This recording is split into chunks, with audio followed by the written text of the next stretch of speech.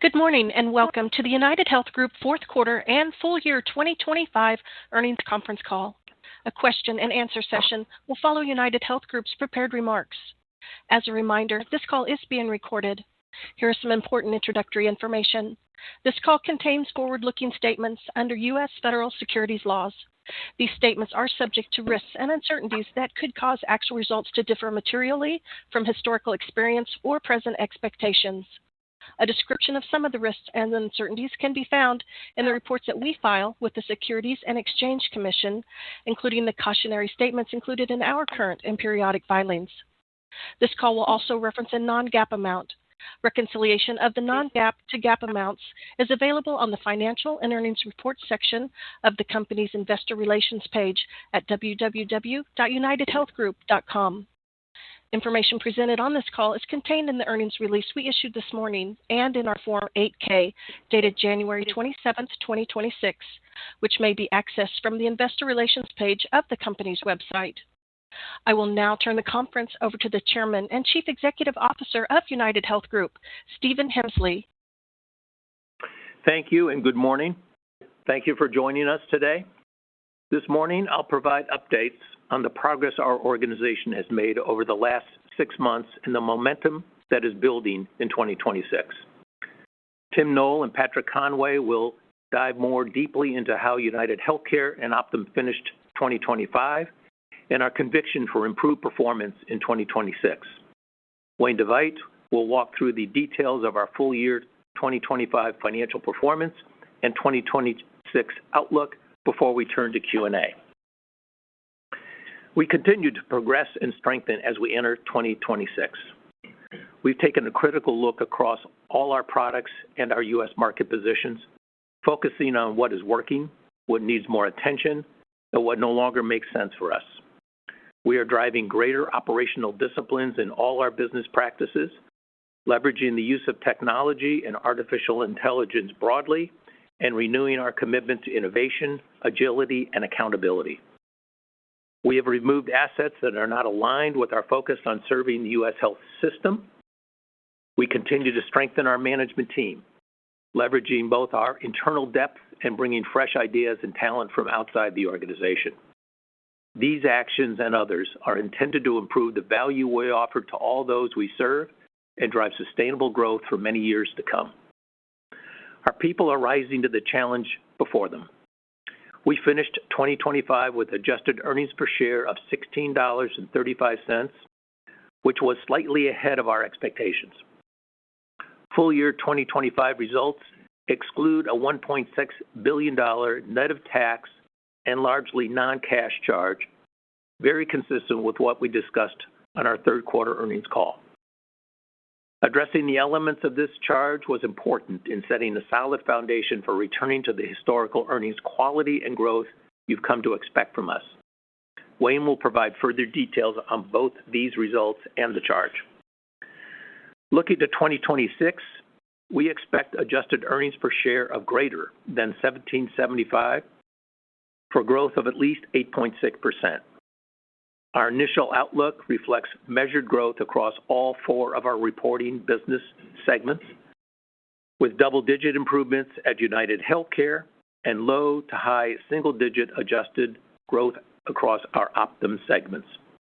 These overall results are tempered by the third year of Medicare funding reductions, ongoing funding shortfalls within our state Medicaid programs, and our historical respect for rising medical cost trends.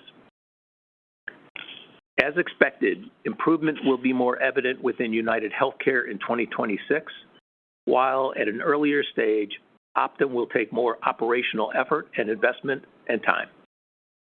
At UnitedHealthcare, we successfully repriced the insurance businesses, intentionally right-sizing them to refocus on membership we can best serve on a sustainable basis. In Optum, new leaders are driving operational improvements that translate to more consistent results and better performance visibility. We've taken a critical look at our services and geographies, remaining in markets that are best aligned with our core integrated value-based care purpose. This analysis also led us now to align Optum Financial Services with Optum Insight, where our energies and talents for healthcare technology and financial technology innovation can be brought together to better address the opportunities and potential within these markets. We are clearly embarking on a new age of technology, already transforming the way the world operates, and healthcare must participate carefully and fully. We plan to be a leader in that movement. We expect 2026 to be a year of focus and execution, an important one in the history of our company. We have emerged strongly from challenging periods in our past and are committed to that course today. Our team is showing great resilience and energy, and we believe strongly the steps we're taking will pay off. With that, I'll turn it over to Tim. Thanks, Steve. UnitedHealthcare finished 2025 having made progress to more effectively serve our members and network partners, another important element in building sustainable growth. We closed the year with medical care patterns in each business in line with our updated outlook and ultimately supportive of our pricing decisions for 2026. With that, I will briefly walk through each business. Starting with Medicare, the 2025 medical cost trend was in line with our expectation of approximately 7.5% and supports our 2026 trend expectation of 10%. This reflects consistently elevated utilization in addition to increases in physician fee schedules and the continuation of higher service intensity per care encounter. As part of our efforts to address elevated trends and funding cuts, we plan for some Medicare Advantage membership contraction in 2026. We now expect UHC Medicare Advantage contraction will be in the range of 1.3 million to 1.4 million members for the full year, including group, individual, and dual special needs plans. These are greater losses than originally anticipated as competitive market dynamics drove higher than expected plan shopping during the intensely competitive annual enrollment period. Our 2026 approach favored margin recovery, and these membership trends are a result of these actions. We similarly positioned our Medicare Supplement and Standalone Part D segments, and as a result of the totality of actions taken across UHC Medicare, we expect an improvement in Medicare margins of approximately 50 basis points from 2025. Looking briefly to 2027, the advance notice published yesterday simply doesn't reflect the reality of medical utilization and cost trends. We will continue to work with CMS to ensure an appropriate final growth rate calculation to avoid a profoundly negative impact on seniors' benefits and access to care. That would be a deeply unfortunate result for a program that already is under funding pressure from the previous administration, despite its track record of success serving seniors and taxpayers. Turning to Medicaid, we continue to expect this business to see incremental pressure in 2026, largely driven by state funding shortfalls. We have received some rate relief, but still anticipate the mismatch between rate and acuity to pressure performance in 2026, while we hope for further improvement in 2027. We expect Medicaid membership contraction of approximately 565,000 to 715,000 people, which includes D-SNP members, due to reduced Medicaid eligibility combined with the exit from one state. We took important steps in our commercial pricing and cost management efforts during the second half of this year. Nearly all of our employer group and fully insured pricing align with continued increases in care activity for 2026. In the individual ACA market, we repriced nearly all states in response to higher medical trends and the elevated needs of ACA beneficiaries in 2025. These actions were necessary to ensure a sustainable foundation in these plans and enable us to maintain our participation in all the states we served in 2025. We are working with CMS on solutions to address the consumer affordability challenge given the unfolding dynamics in the ACA marketplace. As we announced last week, we have voluntarily pledged to rebate ACA market profits back to our ACA customers this year as policymakers work to determine how to improve affordability in this marketplace. We expect both fully insured group and individual enrollment to contract and be partially offset by continued momentum in our group self-funded offerings. For 2026 overall, our strategic focus on margin recovery through product repositioning and repricing efforts enables us to estimate approximately 13% adjusted operating earnings growth across all of UHC, principally from the improvement in serving commercial and Medicare market needs. These actions should expand operating earning margins for UnitedHealthcare by 40 basis points and are expected to result in membership contraction of 2.3 to 2.8 million. The expected contraction in commercial membership is in line with our plans. While this will drive margin expansion in 2026, we still anticipate operating just slightly below our historical margin range until 2027. Our UHC recovery effort is being supported by steady efficiency gains as we advance AI and machine learning capabilities across our businesses. We anticipate operating cost reductions of nearly $1 billion in 2026, many AI-enabled, and importantly, resulting in higher customer experience and satisfaction at a lower cost. Over 80% of calls from members leverage AI tools to help answer members' questions faster and more accurately. This enables our advocates to focus more time on a better service experience for individuals. Now I'll turn it over to Patrick Conway, CEO of Optum. Thanks, Tim, and good morning, everyone. As we start 2026, Optum will be anchored around relentless focus on improved and consistent execution in Optum Health and Optum Insight that will enable future margin expansion and top-line growth. Optum Rx will remain focused on maintaining its market position and providing a more comprehensive suite of pharmacy benefits and services, and continuing to pursue success in winning new customers for 2027 and 2028, all in highly competitive markets. Our 2026 performance outlook reflects adjusted earnings growth in all three segments of our business, ranging from low to high single-digit year-over-year performance, and margin expansion ranging from 20 to 90 basis points across the portfolio. Growth rates will remain somewhat tempered in 2026, but strategic refocus and investment in modern, next-generation services should lead to growing momentum in the back half of the year that will carry into 2027 and beyond. Some details on each of our segments, starting with Optum Rx.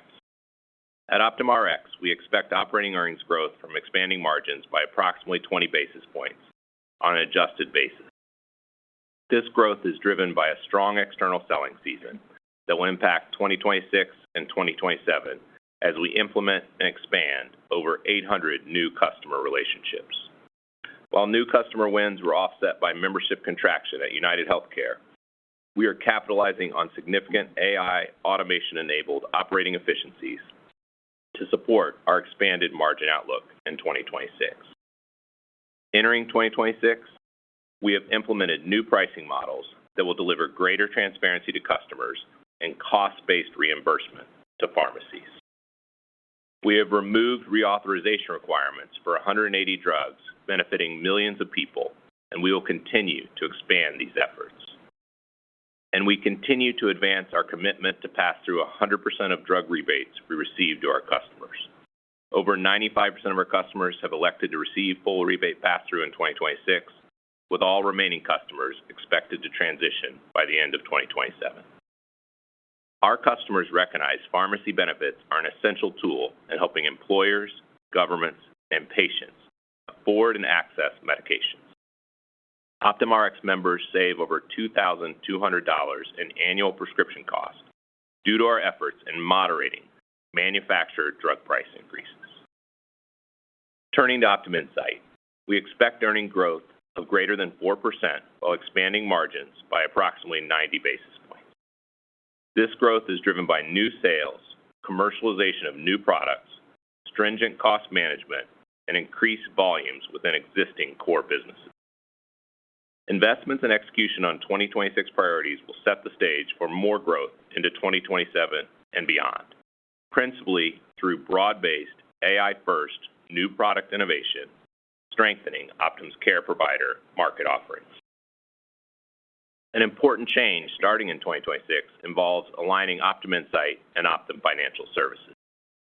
These businesses have a much greater synergy today.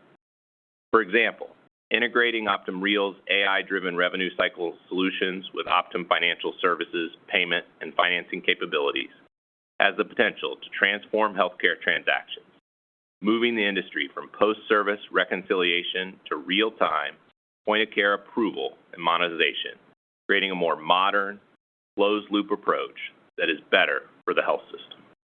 The impact is significant. It reduces areas of long-standing processing friction while enhancing Optum Insight's growth and margin potential by expanding beyond transaction processing into higher-value services focused on a more certain, simpler, faster experience for patients and providers we serve, unlocking faster settlement, improved liquidity for providers, and creating new value pools for payers. Turning to Optum Health, as you see in our results this morning, we made substantial changes through 2025, enabling our team to enter 2026 with a stronger foundation, more aligned to the intent of our integrated value-based care approach. We expect operating earnings growth of approximately 9% while expanding margins by approximately 30 basis points. This growth is driven by a back-to-the-basics focus on integrated value-based care and execution. I'll touch on a few core areas in which we have taken action. First, we are focusing on markets where we have strong presence and the complementary wraparound services to succeed in our integrated value-based care approach. We provide these services under an aligned incentive structure that improves outcomes, reduces cost, and improves patient satisfaction. Practices operating in this environment are driving down total cost of care by up to 30%, with patient satisfaction NPS near 90. Second, we are making sure our integrated value-based care network is appropriate and optimized. We've narrowed our affiliated network by nearly 20% since this time last year, with the goal of having a more optimal alignment of physicians and services in place to best serve our patients. We have strengthened our value-based care network and management disciplines and will continue to reshape the network to ensure it is aligned with our strategy for higher quality and greater affordability. Third, we have streamlined our risk membership by approximately 15%. This reflects dropping unaligned PPO contracts, repositioning certain markets, and payer de-delegation in instances where we were not able to reach a viable sponsor contract. Importantly, we have made strides in getting back to the original intent of our integrated VBC vision, removing ancillary services risk and focusing back on core medical care. The majority of this work was done for 2026, with a smaller amount still to address in 2027. Finally, we have improved basic operational disciplines. We have exceptional care teams and proven approaches. In 2024 and 2025, inconsistencies in market-to-market execution hurt us. We are intensely focused on driving consistency, accountability, and performance. For example, we now have nearly 100% of our employed provider groups on one of 3 strategic electronic medical records. This is down from 18 EMRs in the past few years. This will enable us to more swiftly adopt enhanced workflow tools and AI, as well as have more timely and consistent data to guide our patient care efforts. Optum Health has made significant progress in bringing the integrated value-based care approach back to original purpose. You should expect further progress from us throughout 2026 as we continue our journey back to strong, transparent, consistent results while driving higher quality of care for patients and lowering overall cost in the health system.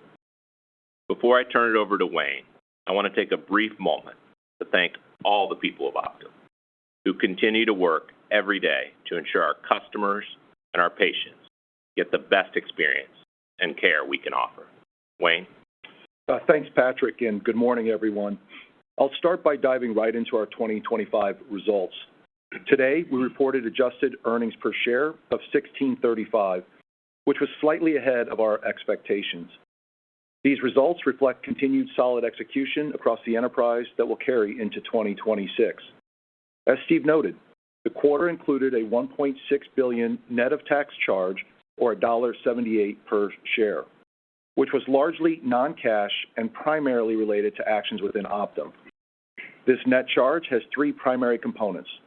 First, a true-up for all remaining cyber attack-related activities, including approximately $800 million for net collection expectations associated with provider loans and other customer balances. Second, a net gain of about $440 million related to portfolio optimization activities associated with assets we are exiting or plan to exit. And third, a $2.5 billion related charge principally to broad restructuring and other actions, including contract reassessments, real estate rationalization, and workforce reductions. Of note, approximately $625 million of this charge relates to a lost contract reserve for third-party contractual relationships within the Optum portfolio that are structurally unprofitable and that we could not exit for 2026. These actions are aligned with our broader efforts to improve focus and execution to drive more sustainable long-term earnings performance. Some additional details for the full year 2025. We delivered revenues of nearly $448 billion, reflecting 12% growth from 2024, driven by domestic membership growth of over 415,000 people. Our medical care ratio of 89.1% came in slightly better than our expectations. This includes approximately 20 basis points of negative charge-related impacts, primarily associated with the lost contract reserve I just discussed. Our operating cost ratio of 13.3% demonstrates strong management discipline while balancing key investments in people and capabilities that support long-term performance improvements. The operating cost ratio was slightly higher than anticipated due to approximately 40 basis points of charge-related impacts, higher than originally contemplated because of approximately $800 million in broad-based employee incentives and funding to the UnitedHealth Foundation. Investing in our workforce and the communities we serve both are critically important to this enterprise. Finally, earnings were supported by strong cash flows of $19.7 billion, or approximately 1.5 times net income. Turning to our 2026 outlook, we expect revenues of approximately $440 billion, net earnings of at least $17.10 per share, and adjusted net earnings of greater than $17.75 per share. This reflects anticipated operational improvements and margin stabilization as we continue executing against our long-term strategy. We expect slightly under two-thirds of full-year earnings to be generated in the first half of the year. This seasonal progression is largely consistent with 2025 and reflects the impact of Part D benefit changes under the Inflation Reduction Act, as well as overall business mix. Turning to cash flow, we expect to generate at least $18 billion from operations in 2026, or about 1.1 times net income. Our medical care ratio is expected to be 88.8%, plus or minus 50 basis points, reflecting our view that medical care activity will likely remain at current trend levels through 2026. Consistent with prior years, we expect the first half medical care ratio to be notably below the midpoint, with the second half notably above. The operating cost ratio is expected to be 12.8%, plus or minus 50 basis points. This reflects disciplined cost management, ongoing productivity initiatives, and the early benefits of our investments in artificial intelligence, while also incorporating required investments in people and technology. Our 2026 outlook reflects the realignment of Optum Financial Services from Optum Health into Optum Insight. We believe this better optimizes the Optum portfolio and aligns with how we expect to engage the marketplace and grow through the Optum AI network. Finally, on capital and liquidity, for 2026, we expect our dividend to remain well supported by earnings and cash flow. As we look ahead, we expect leverage to continue improving through the year, supported by strong cash generation and a more stable operating environment, and to reach our long-term debt-to-capital target of approximately 40% before year-end. And as this progress continues, we expect to return to our historical capital deployment practices in the second half of the year. Before closing, I want to echo what Steve, Tim, and Patrick have said about the people of UnitedHealth Group. 2025 was a year of challenges on multiple fronts. Our team stepped up, embraced those challenges, and remained focused on delivering for the people we serve. Now I'll turn it back to Steve for some closing remarks. Thanks, Wayne. I hope everyone is getting the sense from today's comments that we're returning to the operating and executional focus and the quality financial disciplines that have served us well. Details matter in these businesses. These approaches are essential to enable us to better serve customers and consumers and the expectation of shareholders. That commitment to serve is embodied in our mission to help people live healthier lives and help make the health system work better for everyone, and it's supported by a deliberate culture.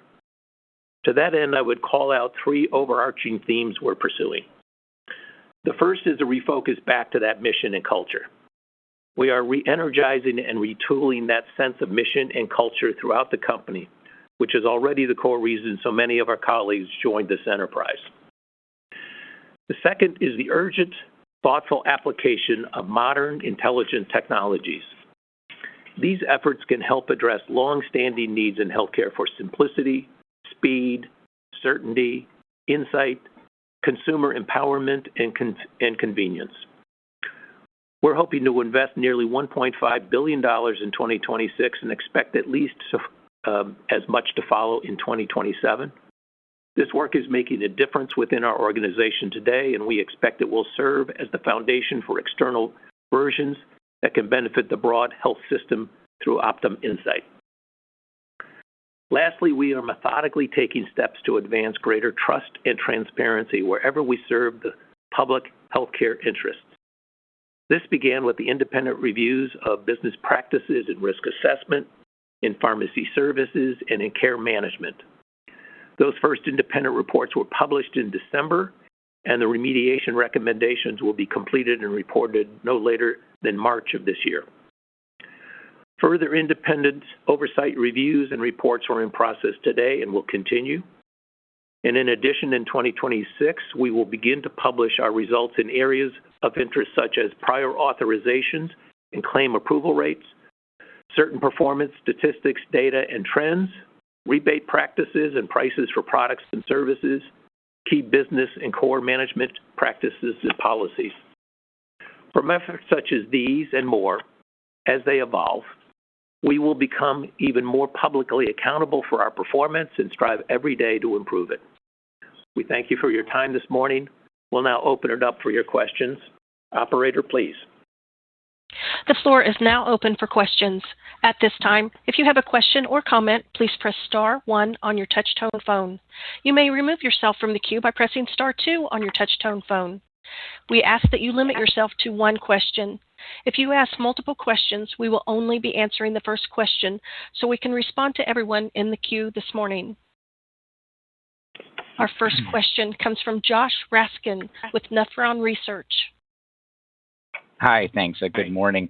Appreciate all the details. So you're guiding to a decline in 2026 in traditional MA lives of, almost mid-teens, and the proposed rates for 2027, as Tim mentioned, might indicate the need to further refine benefits, even more than that. So do you think we're at the bottom of the MA cycle now? Should we expect MA margins to improve, not just what you mentioned in 26, but in 2027? And then if you could help frame how important that core MA book is to the other segments of the enterprise, especially Optum Health. Thanks. Yeah, so Josh, maybe I'll respond to the second half of your question, and then Tim Noel can kind of respond to the first. But our interest has always been to serve all the markets in healthcare, all the segments, and also the national health system as a whole. And MA is certainly important in that sense, and it's important to Optum Health and Optum Rx, just as you suggest. But I also might turn it around another way, because the Optum businesses are extremely complementary to UnitedHealth Care and its benefits, and to many other payers. And that's why we believe and that we are bringing more broadly to the healthcare market very broad value, really across the board. And that is why you have to strike the right balance when you're thinking about this in terms of growth and membership, really across the whole of the UnitedHealth Group platform. Tim? Good morning, Josh, and thanks for the question. So let me start the conversation with 2026. And as I hit on in the opening remarks, our strategy in 26 did focus on more so on margin than it did on any specific membership target. And that is all really playing out as expected when you think about some of the core and key pricing assumptions that we made as we close out 25. Those look to be good assumptions that we made, and they're really holding firm. So we feel good about our margin recovery efforts of about 50 basis points across Medicare Advantage. The membership losses, while they're a little north of what we were talking about earlier, really kind of sit within our internal planning range. So I think about that all as a real solid foundation that we're setting for 2026 as we then head into 2027. So moving into 2027, the news that we received last night in the advance notice was disappointing. And it was because it's a further reduction for a program that has experienced $130 billion in funding reductions over the last 3 years under the prior administration, which is particularly concerning for a program that provides excellent choice, access, and affordability for America's seniors, and does so with satisfaction rates north of 95%, while saving money for taxpayers. So we're going to, of course, work with CMS from now until the rates are finalized. But as this all sits today, as I talked about, it will mean very meaningful benefit reductions, and we'll once again need to take a hard look at our geographic footprint, our product footprint across the country, and has the likelihood to play out not dissimilar to how 2026 did in terms of modifications to plan footprint and benefits.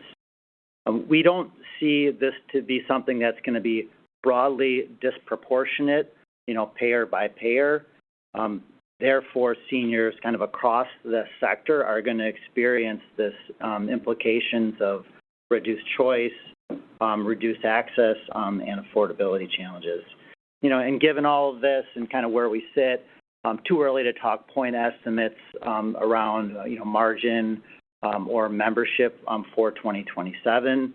But I will say this, that over the long term, given the actions that we have taken in 2026 and our integrated business model that, as Steve alluded to, really focuses on value-based care, those things, having a strong foundation, focusing on value-based models, are going to be even more important in this environment that we're being asked to operate.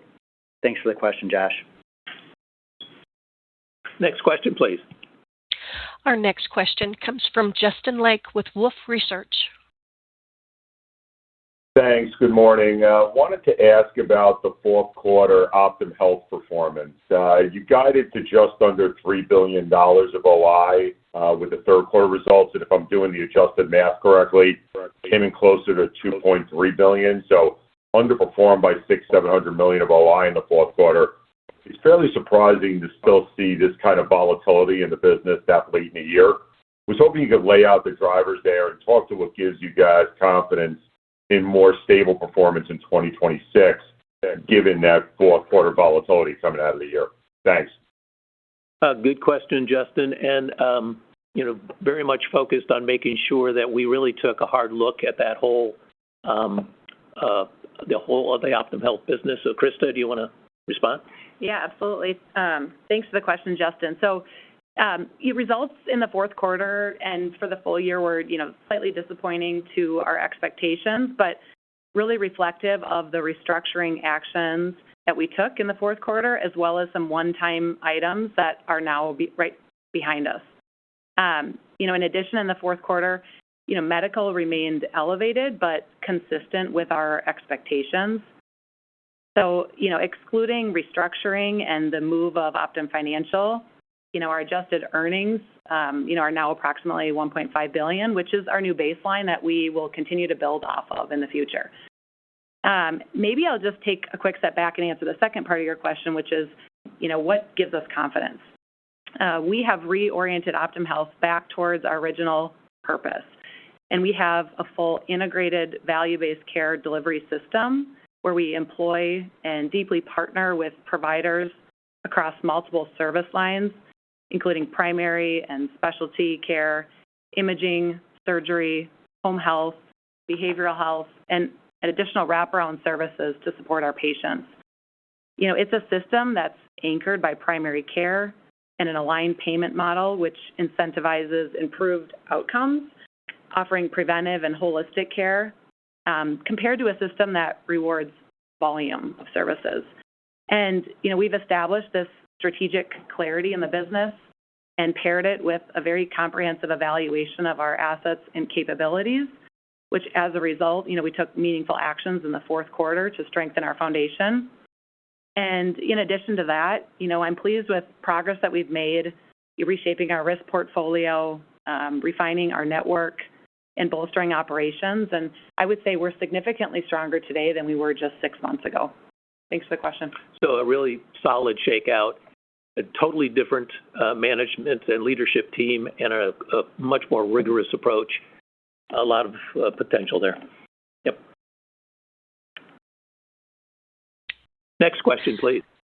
And we'll move to our next question from Kevin Fischbeck with Bank of America.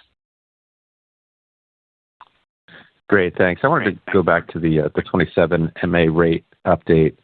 Basically, it sounds like you're saying that trend is the biggest part you want to go back to the government with, but I wanted to focus, I guess, on the two kind of coding components that, if you take out normalization, 1.8 for, call it the risk model, and another 1.5 for charts.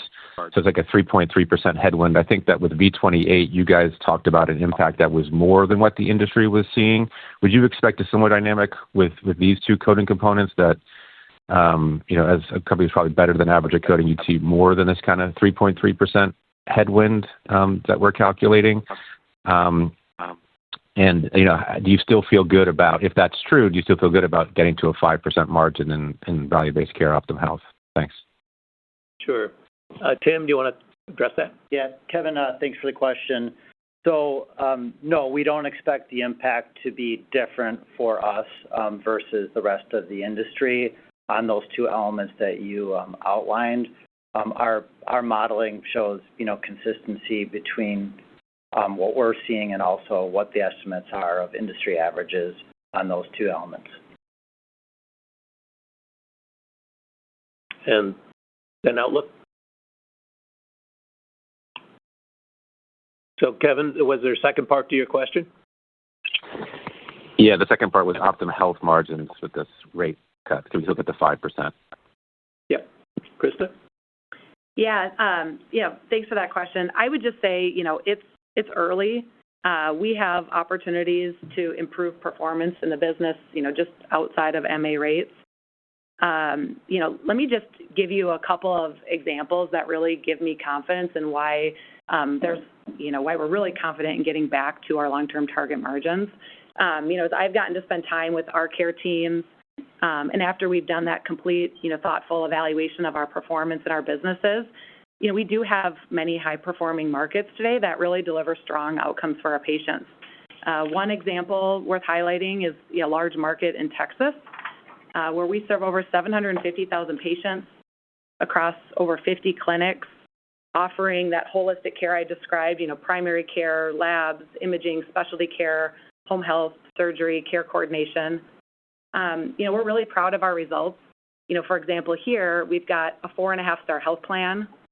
We have total cost of care that is approximately 30% better than our competitors, a patient satisfaction of 90, really strong provider retention, and margins already performing in our long-term target margin range. Another example that just gives me confidence here is we've got about 30% of our mature value-based care patients that are already, again, inside that target margin range or above. And so, those two examples combined with the work I described previously that we're doing to improve the consistency of our performance just give me a lot of confidence in the runway ahead for Optum Health. So really more about execution really than any other single factor, really is focused on execution. Yep. Thanks for the question. Next, please. We'll go next to Stephen Baxter with Wells Fargo. Yeah, hi, thanks. In the Medicaid business, I think you made reference to getting a little bit of rate relief. So I was hoping you could speak to 1/1 rates that you're seeing and maybe contrast that to the rates you were seeing in 2025. And in general, if the rates are coming in a little bit better and it seems like there's not going to be any material impact from early starts to work requirements, have you kind of revisited your margin assumption for the Medicaid business at all in 2026? Thanks. Thanks, Stephen, for the question. I'll give you kind of an overview and where we are in rates. For 2026, our view remains unchanged in terms of overall performance. For our Medicaid business, we do expect some margin contraction due to the ongoing dislocation of rates and continued elevated medical trends. We are projecting rate increases in the range of 6 to 7% in aggregate for the year, but that will continue to be below our medical trend. And we do expect some membership contraction as we continue to manage the business. For January 1, our rates are somewhat in line with our expectations. And again, we expect our rates to range between 6 to 7% for the year as we think about 2026. Thanks for the question. Next question, please. And our next question comes from Lisa Gill with J.P. Morgan. Thanks very much, and good morning. I wanted to ask a couple of questions on the Optum Rx side. First, Wayne, you made a comment that due to Part D, we're going to see, earnings more first half driven. Can you talk about the changes around the subsidies and the impact that we have on Part D? And then secondly, when we think about Optum Rx, you talked about the member contractions because of what happened on the United side, but 800 new clients on that side. Last quarter, you talked about combining prescription and medical benefit trends. Can you just talk about those 800 new clients and, if there's anything different that you're seeing in them as we think about 26? So maybe the first question, Bobby, and then John, the second part. Yeah. Hey, thanks, Lisa, for the question. So maybe just kind of hit quickly on the Part D side. I mean, Wayne did talk about the seasonality dynamic. We've been pretty clear, I think, now with the implementation of the IRA, we do see more of a even kind of seasonal trending throughout the year. So, that element is certainly kind of foundational in the outlook. When you think about the actual, 2026 benefit design, the way that we position the benefits, on the Part D, both for standalone PDP and MAPD, I think it's very reflective of the way that the IRA has evolved the program, the way that the industry has largely kind of evolved the design. So I feel like we're in pretty good lockstep there with where overall industry is moving. And as I look at just kind of how 2025 closed out on the pharmacy cost for us inside the health plan, I feel pretty good about the overall, trend on balance between all the key drivers, things like specialty trend, brand utilization, et cetera. So it gives me, pretty good belief in our outlook and our positioning for 2026. And early in the year, I haven't seen anything to suggest otherwise. Thanks for the question. Fantastic, Bobby. And Lisa, thanks for the question. So maybe building on the membership growth, I'll pick up, where Patrick left off in some of his opening comments. Strong selling season in 2026 combined with, continued high 90s retention allowed us to backfill, about half, maybe more than half of the membership loss from UHC. And so that puts us in a nice position to deliver a modest 2% earnings growth in 2026 for a business that, we expect will return to the low single digit to low double digit earnings growth. And if I unpack that, Lisa, to your question on what are we seeing in the market and why are we winning? Why did those 800 new clients choose Optum Rx? Couple of points. Our businesses are performing strongly. Each of our core businesses growing in the high single digits. And the reason we're winning threefold: affordability, transparency, and execution. From an affordability perspective, our clients have never needed us more than now, and good prospective activity there. We're committed to bringing affordability to those that we serve.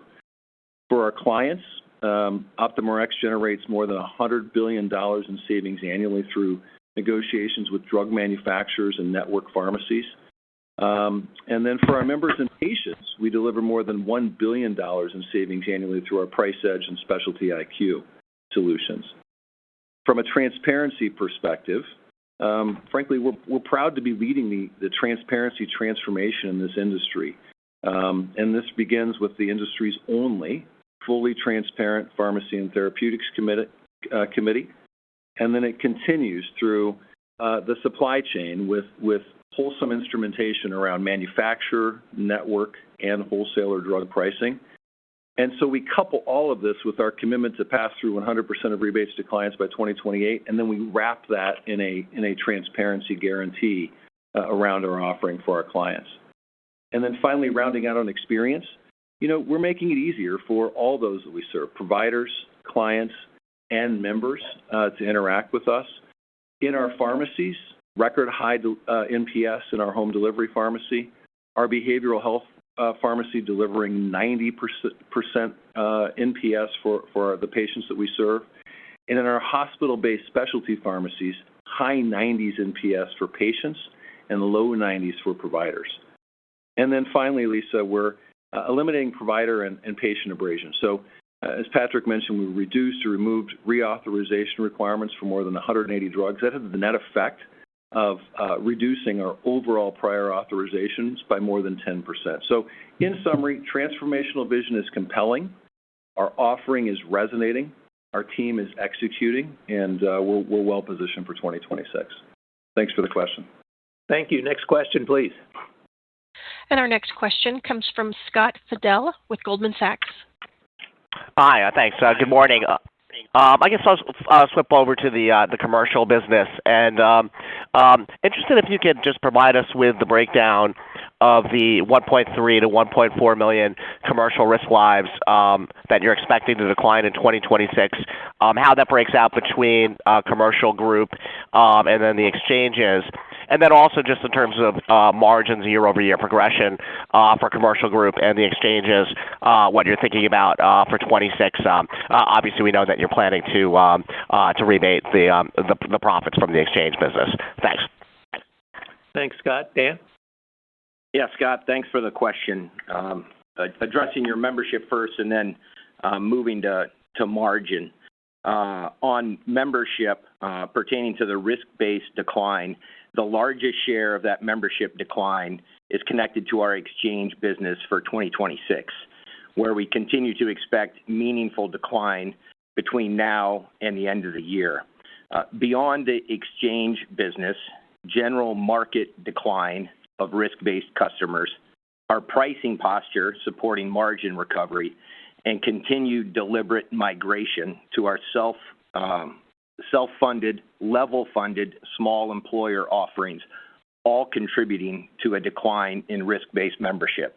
So to parse that out specifically, 500,000 plus attributable to the exchange business, the remainder to those three factors. Moving to margins and first addressing the exchange business. Over the course of the decade plus in which we have operated in that market, it has never been a significant contributor of earnings for us. Our pricing posture for 2026 coming out of 2025 is going to return that market to a positive margin business for us. However, I would expect those margins in the exchange business for 2026 to be in about the 1% range, plus or minus 1% for that business. Related to margin for the group business in 2026, I'm encouraged by our January performance and how that has set us up for our full year plan. Specifically for January, we found the market to be firm and competitive, and that supported us yielding the required renewal rates and membership persistency to deliver on the 2026 margin improvement that Tim alluded to in his opening remarks. Specifically, I expect us to close more than half of the gap between our 2025 margin performance and our historical margin range, which we expect to achieve in 2027. Thanks for the question, Scott. Thanks, Dan. Next question, please. We'll go next to A.J. Rice with UBS. Hi, everybody. Thanks for the question. I think as you guys came back on board and got your arms around the business, you talked about modest growth in 26, getting back to low double-digit earnings growth in 27, and then something more like what we're used to seeing from United in 28. You're talking about the rate notice impacting benefit design and being felt by seniors, and I think your underlying assumptions generally in Medicare and with Optum Health had been for gradual margin improvement, not dramatic margin improvement over the years. You've got now a view on all the other business lines. Do you still think you can get to low double-digit growth in 27 and back to traditional growth in 28 as you put it all together? Yeah, well, AJ, thanks for the question.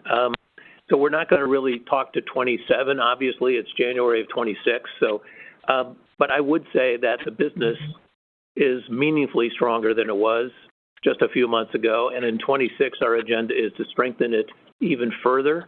We'll continue to be focused on, doing, smart, intelligent things to serve that total mission, but well within the margins that we have operated in, and continue to believe we can strengthen that.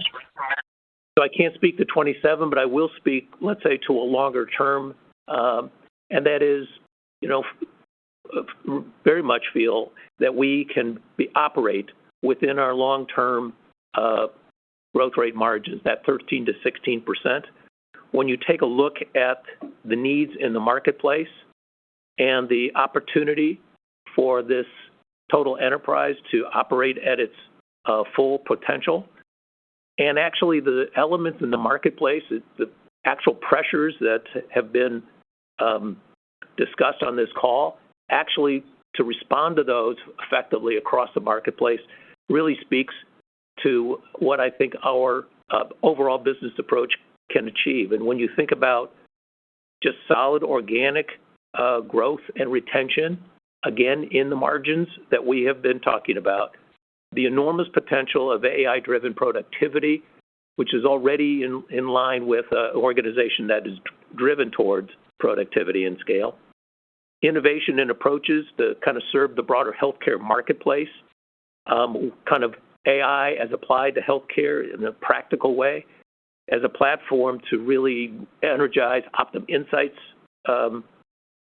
business agenda, the need and emergence for value-based care. You combine that with thoughtful capital stewardship and the continued measured, thoughtful expansion of into the value-added markets. That's why I think that the long-term growth rate for this enterprise and responding to the margins or the pressures in the marketplace has actually never been better.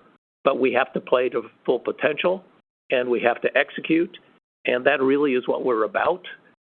But we have an amazing set of resources to respond to the needs of the marketplace, and that's why I think the long-term growth for this enterprise is kind of more compelling than ever. Okay, thanks. Next question, please. And we'll go next to Ann Hines with Mizuho Securities. Hi, good morning. In your prepared remarks, you talked about your trend expectations for 2026 of 10%. Can you tell us what that is, Medicare, Medicaid, and commercial, and maybe how 2025 ended and what was different versus your expectations? Thanks. Tim? Yeah, thanks, Ann, for the question. So you're correct. The 10% is a number that reflects our utilization assumptions inside of Medicare. 2025 closed out around 7.5%, which is what we've kind of reset our expectation through middle point of the year. So that really is playing out well at a high level in terms of historical care utilization patterns in line with our reset expectations. We have, historically or recently talked about the commercial trend approaching 11%. I think that's probably still a good place orientate to.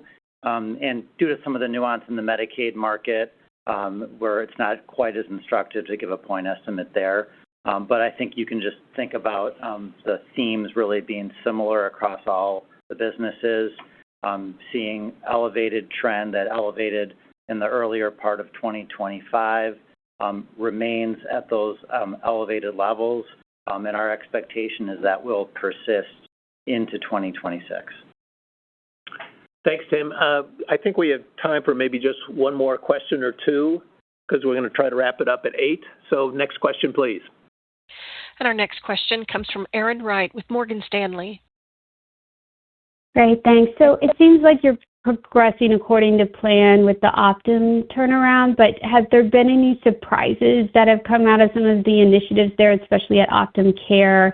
And just, I think you're still saying that the long-term margin target 6 to 8% is still intact. I just want to confirm that. And then just in light of the rate notice and policy is top of mind, how are you thinking about this administration's support of value-based care initiatives and the integrated, Optum offering? And you mentioned just how important value-based care is to operate in this environment. So some context there would be helpful. Thanks.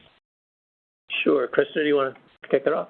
Yeah, absolutely. Thanks, Erin, for the question. So a couple things. You asked about just, how we're progressing and if we've seen any surprises. No, I think as we've, gone through the evaluation I described in the fourth quarter, and as we've started to look at performance in each business, and as we've made some decisions to improve our, footprint and our market portfolio, and getting some of that, behind us, I actually feel better about our 2026 position and our foundation by which we will be building off of. Your second question was on the 6 to 8% and if that's still intact. And the answer is yes.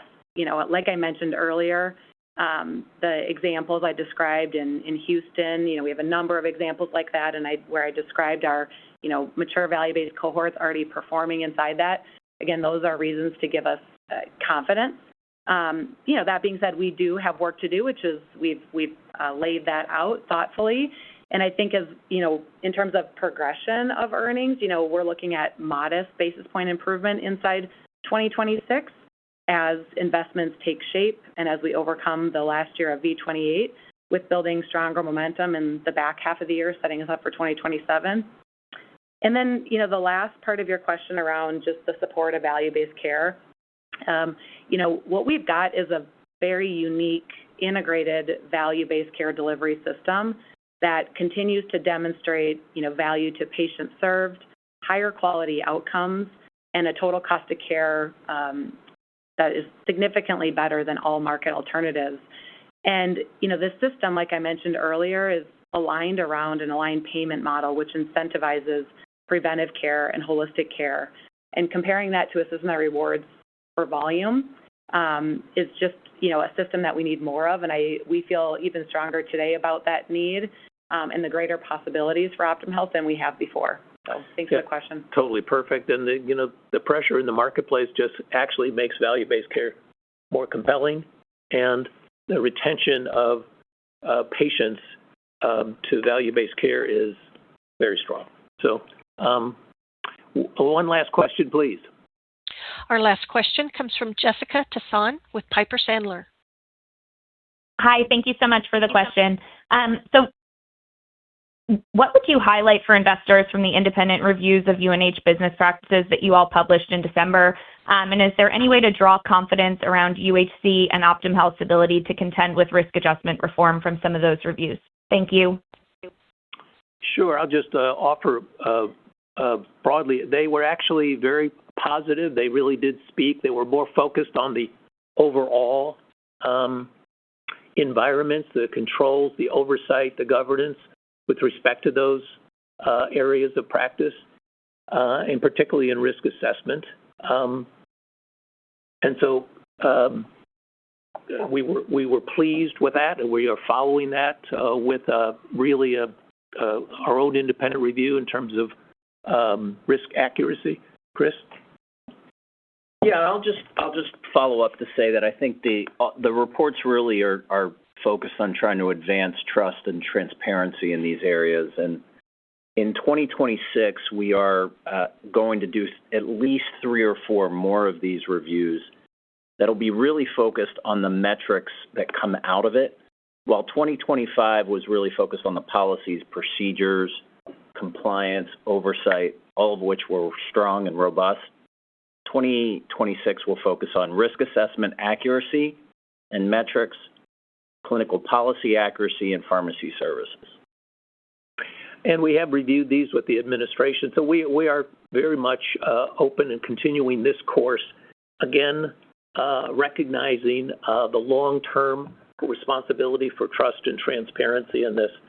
So I really appreciate the question, a good one to end with.